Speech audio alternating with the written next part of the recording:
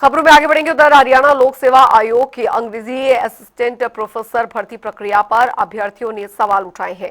2 दिसंबर को दरअसल मेंस परीक्षा का परिणाम घोषित किया गया, जिसमें कि 151 अभ्यर्थी इंटरव्यू के लिए पास हुए और उनका सिलेक्शन होना बाकी है। लेकिन इससे पहले कई अभ्यर्थियों ने एचपीएससी कार्यालय के पार्किंग परिसर में प्रदर्शन किया और एग्जाम की चेकिंग को सवालों के घेरे में खड़ा किया। आरोप है कि पास हुए अधिकांश अभ्यर्थी हरियाणा से बाहर के हैं और टॉपर्स हैं।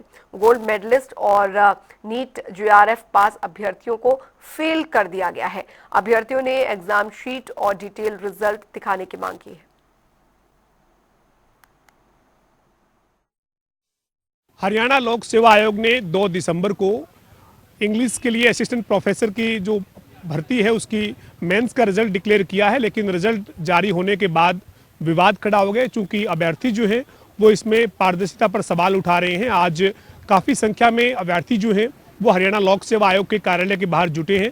इस वक्त जो आप तस्वीर देख रहे हैं ये हरियाणा लोक सेवा आयोग के बाहर की तस्वीरें हैं, जहाँ पर तमाम जो अभ्यर्थी हैं वो आज यहाँ पर इकट्ठे हुए हैं और आयोग के जो चेयरमैन हैं उनसे मिलने के लिए जो है वो जाते हुए आप तस्वीरों में देख रहे हैं कि एक इन अभ्यर्थियों का जो प्रतिनिधिमंडल है वो आज आयोग से मुलाकात अपनी जो उनकी ग्रीवेंस है उसको लेकर कर रहा है। लेकिन इस भर्ती को लेकर जो है वो सवाल इसलिए खड़े हुए हैं चूंकि जो रिजल्ट डिक्लेयर हुआ है मेंस का उसमें केवल 151 अभ्यर्थी जो हैं उनका चयन हुआ है, यानी अभी इंटरव्यू होना बाकी है। लेकिन अभी जो है वो इस भर्ती को लेकर क्या कारण है कि विवाद खड़ा हुआ है, क्यों अभ्यर्थी जो है वो इसको लेकर सवाल खड़े करें, इस पर बातचीत करेंगे।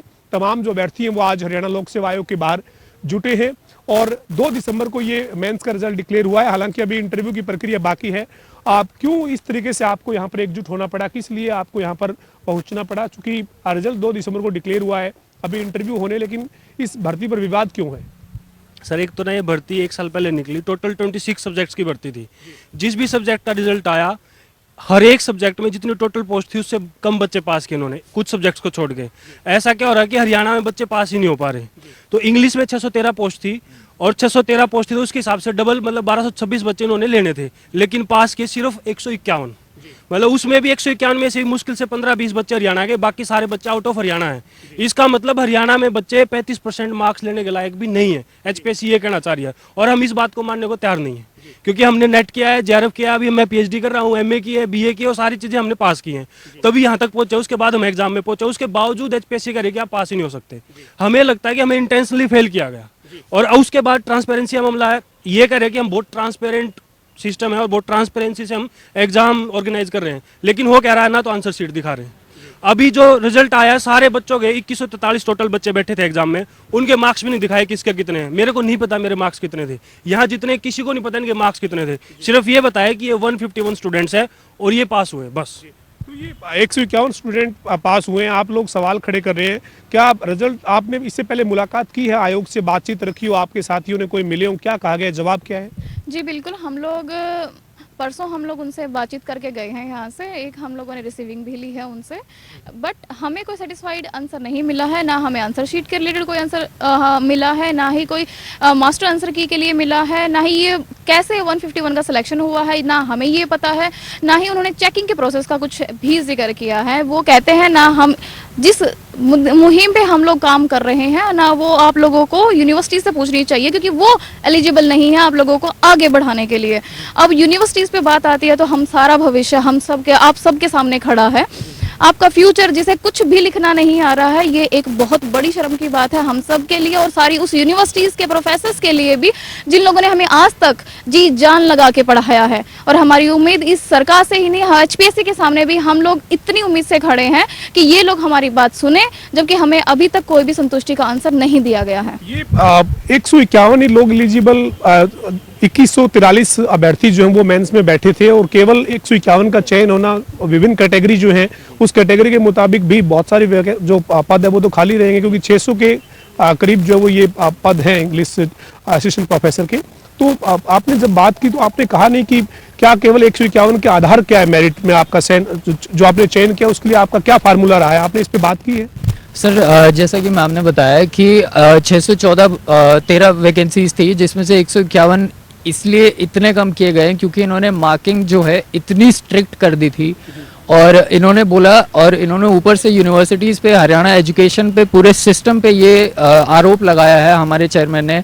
उन्होंने ये बोला है कि हमारा सिस्टम जो है नलिफाइड है, आप लोग फेलियर्स हैं, आप लोगों को बीए एमए में कुछ नहीं पढ़ाया गया है। हम लोग सर, हमारे जो यहाँ भीड़ इकट्ठा हुई है, यहाँ पे 6-6 बार लोगों ने नेट क्लियर किया हुआ है, अपने मास्टर्स में गोल्ड मेडलिस्ट हैं, स्कॉलर्स हैं। हमारे यहाँ पर अभी असिस्टेंट प्रोफेसर्स भी हैं, भी स्कूल में भी पढ़ा रहे हैं लोग।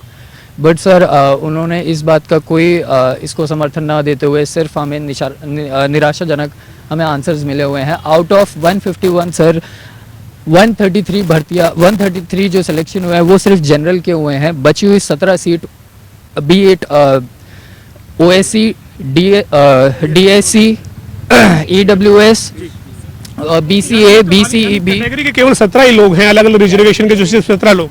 ये सर 300 पोस्ट थी, और सर 60 में OSC की 60 सीट्स थी, जिसमें से 2 बच्चे हुए हैं। DSC का 60 में से 1 बच्चा हुआ है। BCA का 85 में से 3 बच्चे हुए हैं। EWS के 6 बच्चे हुए हैं।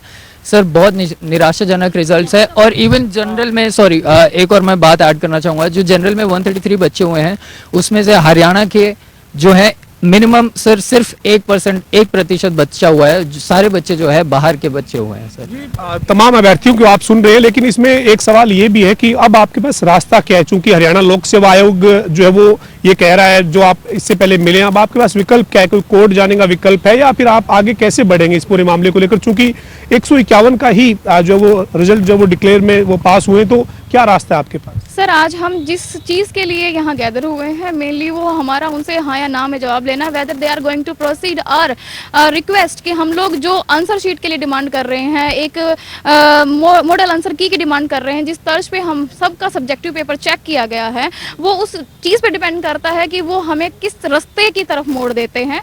हम पूरी कोशिश में जाएंगे यहाँ से, और हमें यहाँ से आगे एक पूरी तरीके से न्याय संहिता पर अपने विश्वास है, और हम उन्हीं का ही रास्ता अपनाएंगे। जी, तो ये हरियाणा लोक सेवा आयोग ने जो इंग्लिश के असिस्टेंट प्रोफेसर का जो मेंस का एग्जाम का रिजल्ट डिक्लेयर किया है, उसको लेकर सवाल जो वो खड़े हो रहे हैं। इनका साफ तौर पर कहना है कि आंसर की उनको नहीं दिखाई जा रही है। उनका जो एग्जाम हुआ है, वो उन्होंने जो एग्जाम दिया है उसका रिजल्ट क्या रहा है, ये आंसर की या फिर कोई भी किसी भी तरीके से उनको संतुष्ट नहीं किया जा रहा है। और इसी के चलते आज ये हरियाणा लोक सेवा आयोग के बाहर जुटे हैं।